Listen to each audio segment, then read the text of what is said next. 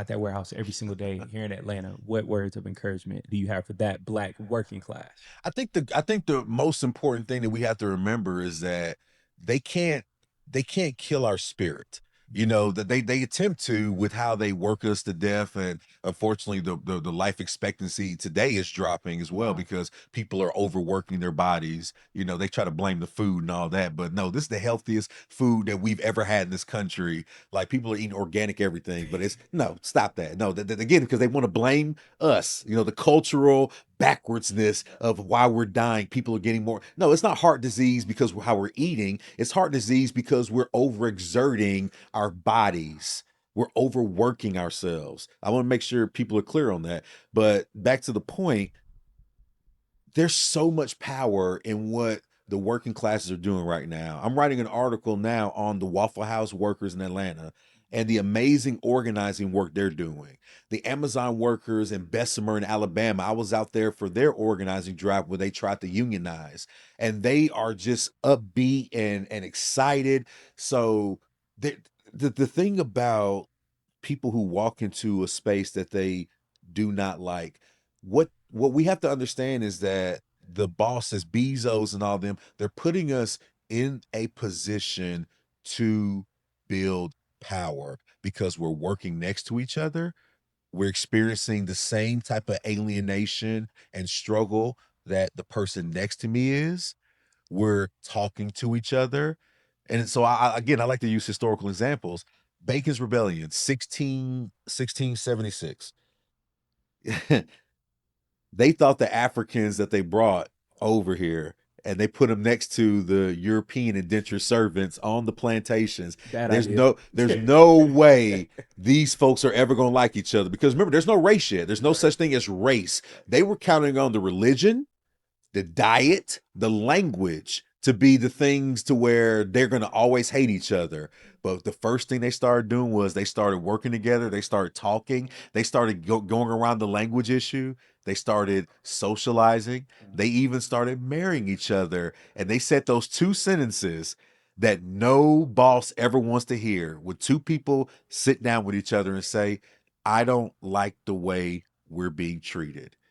And the next sentence is, me too.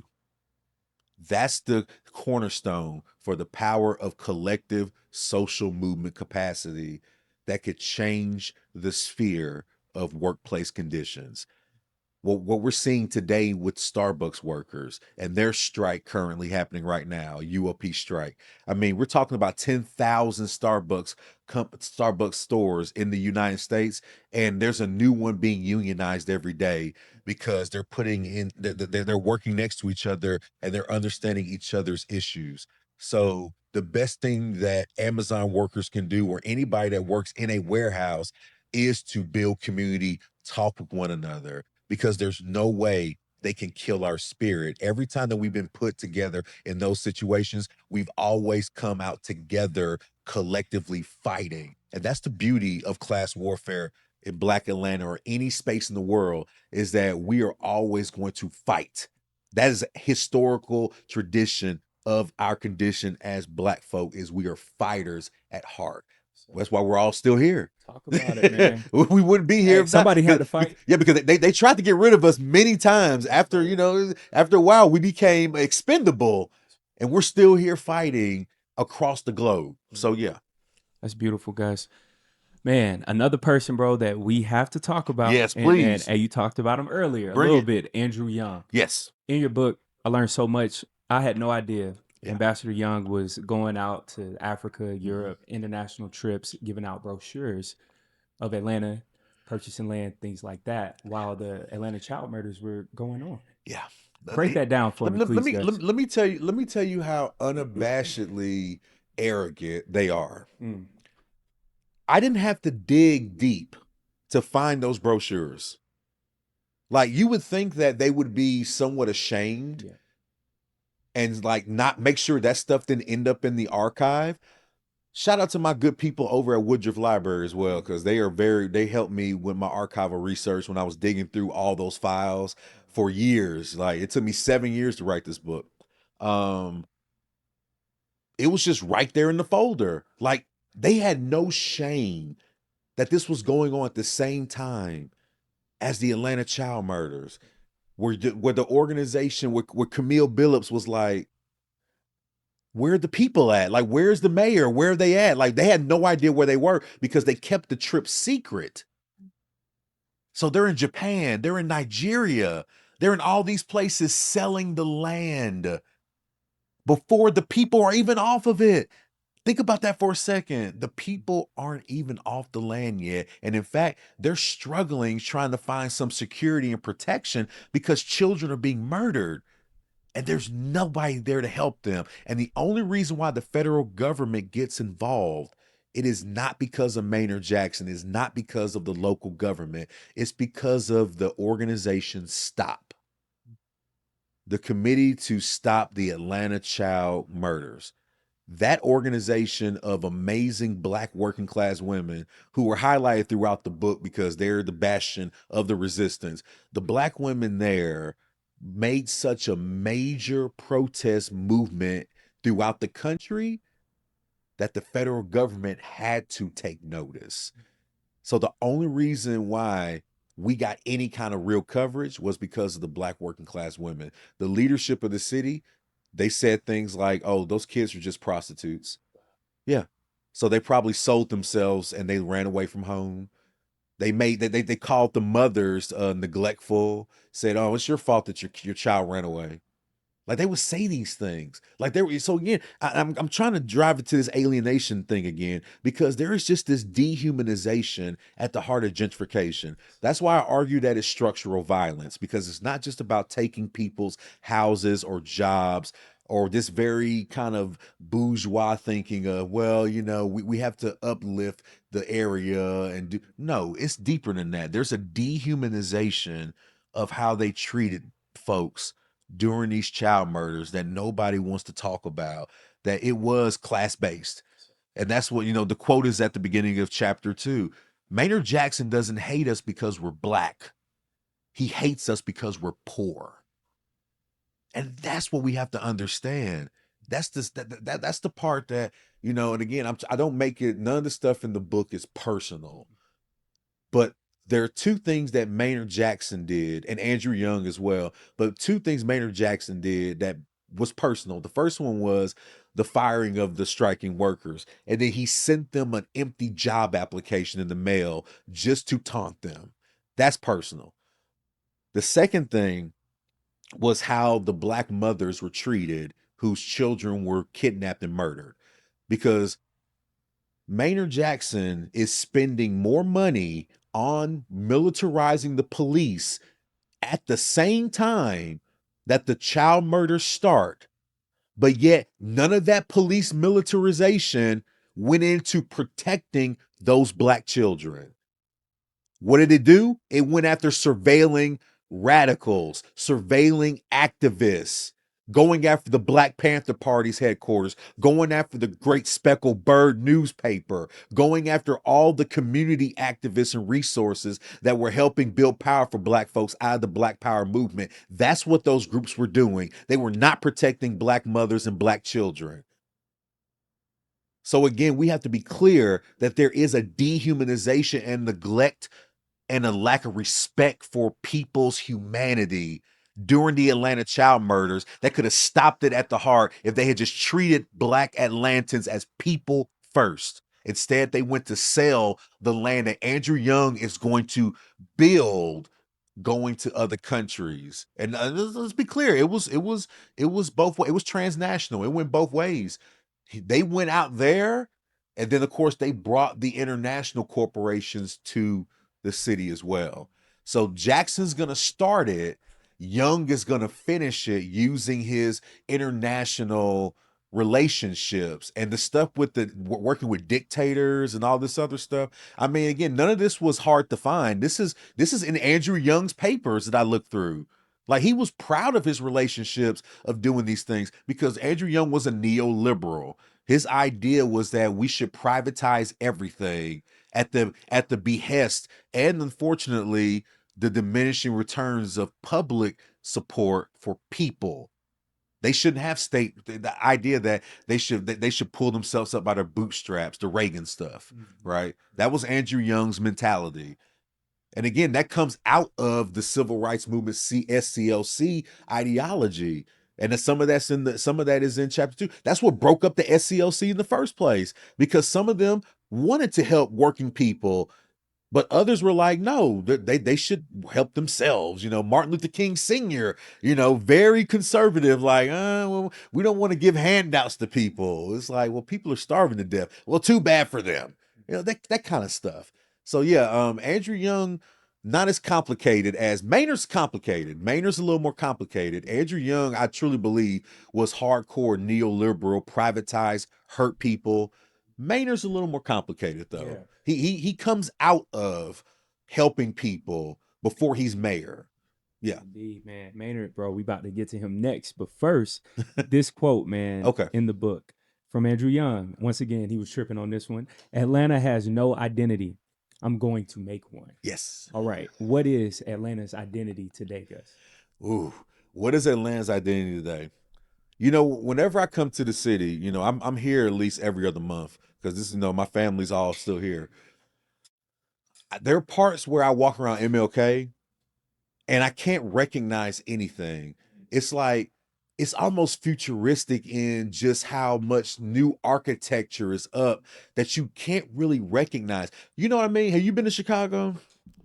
Last time I've been twice, but the last time was like 2016. I Do believe. you notice how in Chicago, when you walk around, there is a kind of identity and essence It is, to man. this, to the buildings and people. I love Chicago. Yeah. Right. And again, yeah. it's just like, and first time I went there, I noticed it. It Yep. wasn't something that I just, It's the somebody vibe of it. Yeah, it's a vibe of Yeah, it. yeah. But when you walk around MLK out here, Feels you- very corporate. yeah, everything is so corporate, and just the shapes of buildings all look like something from some futuristic sci-fi. The Mercedes-Benz logo at night. I mean, In again, the stadium too. Like it's just like too Yeah. futuristic to me. that's what I'm saying. It's Yeah. like there's no real identity for the city because it's such a transactional space now. The political economy of Atlanta used to be, and to a certain extent, relatively, it still is kind of a distribution hub. Right. That's why 285 was built, because everything is distributed and it's circulated through Atlanta, right? But when you go to the central part of the city, the heart of it, Trinity Ave, MLK, etc., what do you see? You just see transaction. You don't see people. You don't see home. You see transaction. You see tourism. It's a visitor city.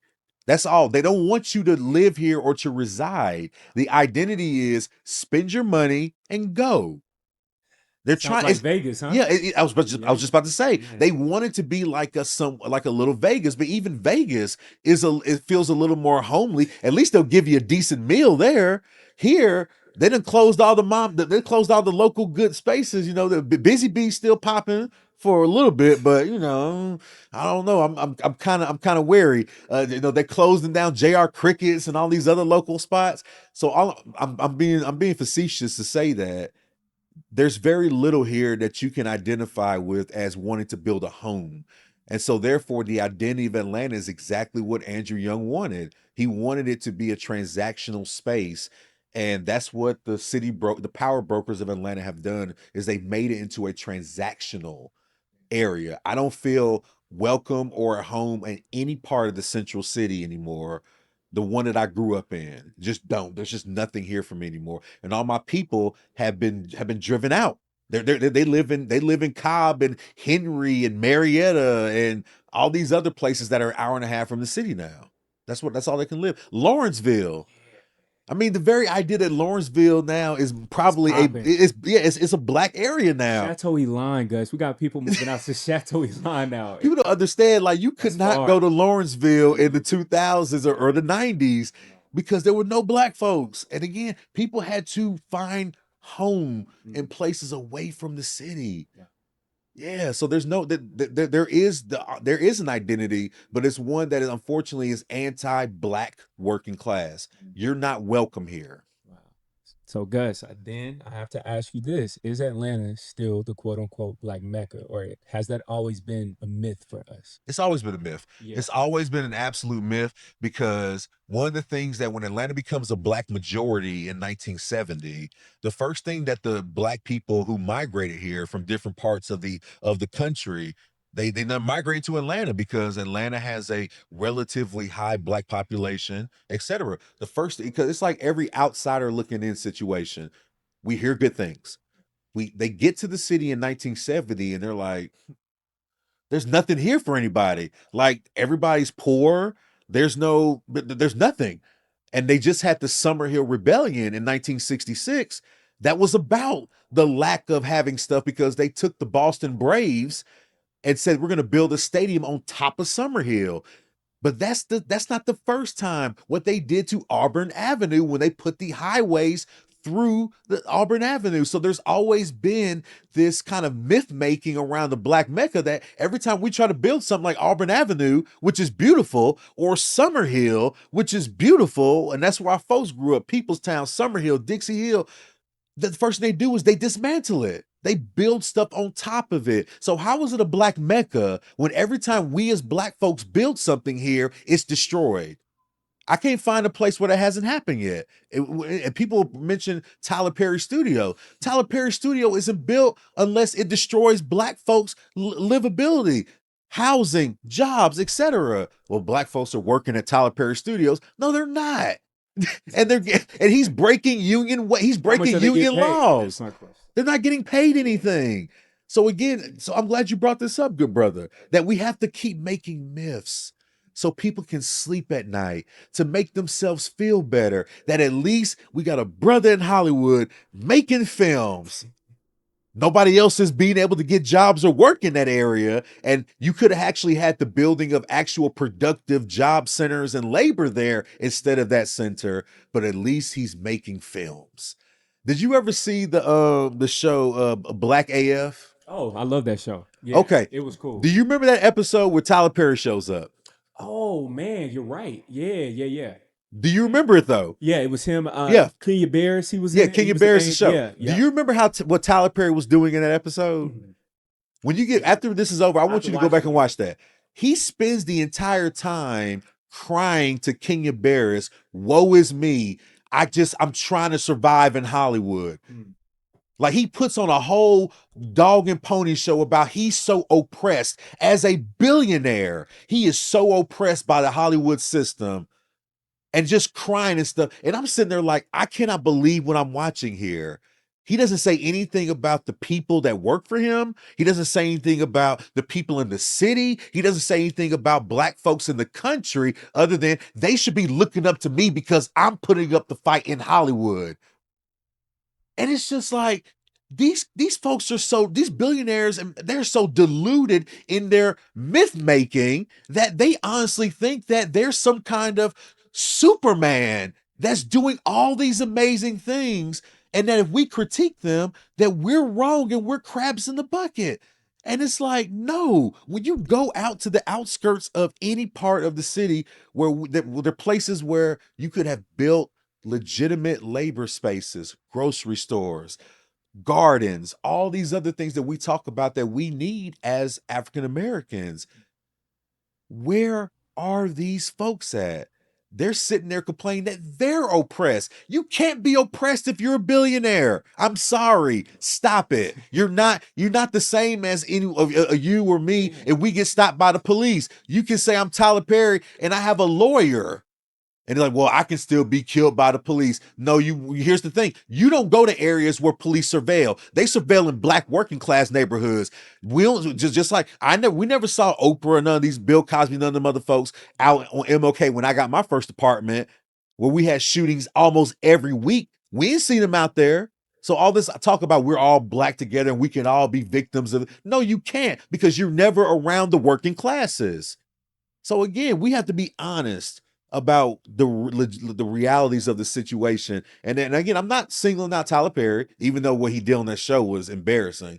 But the entire class of billionaires and super high power brokers They are deluded in their myth making to make themselves sleep better at night, thinking that they are actually helping, but they're not. Because look at the condition of Atlanta today when they've had the power to do things for 25 to 30 years. This is what we got from them. It didn't work.